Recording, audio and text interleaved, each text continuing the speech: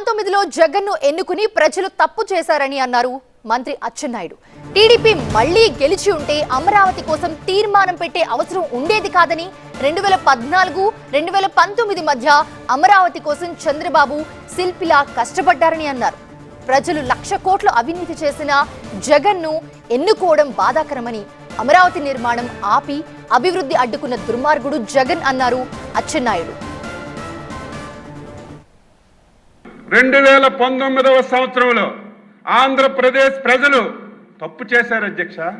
ఎందుకు ఈ మాట అంటున్నానంటే 2019వ సంవత్సరంలో మళ్ళీ తెలుగుదేశం పార్టీ అధికారంలోకి వస్తే మనకి బాధలు ఉంటాయా? ఈరోజు మళ్ళీ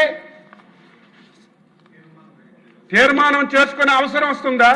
ఎంత చేసినా సరే ఎందుకు ఓడించారని బాధపడ్డాం, భయపడ్డాం. పోనీయాలు కానీ ఎవరో కొత్తగా ఆకాశం నుంచి దిగొచ్చి ఒక రాజకీయ పార్టీ పెట్టి నేను అది చేస్తాను ఇది చేస్తానని నమ్మిస్తే ప్రజలు ఓట్లేశారంటే నేను హర్షిస్తాను అధ్యక్ష. ప్రజాస్వామ్యంలో అది సహజం. కానీ తండ్రి అధికారాన్ని అడ్డం పెట్టుకొని 1,00,000 కోట్లు దోచుకొని 16 సంవత్సరాలు జైల్లో ఉన్నటువంటి ఒక దొంగకు ఓటేశారే, అది నాకు బాధ, ఆవేదన కలుగుతుంది అధ్యక్ష. ఈరోజు జగన్మోహన్ రెడ్డి ఏదైనా చేస్తే అది మంచి ఉందంటే మనం కొనసాగించాం, ప్రజలకు ఉపయోగపడుతుందంటే దాన్ని మనం పూర్తి చేసి ప్రజలకు అంకితం చేశాం. కానీ దుర్మార్గుడు ఈ మాట అనకూడదు, కానీ అనక తప్పడం లేదు అధ్యక్ష. మనం ఏం తప్పు చేశాం?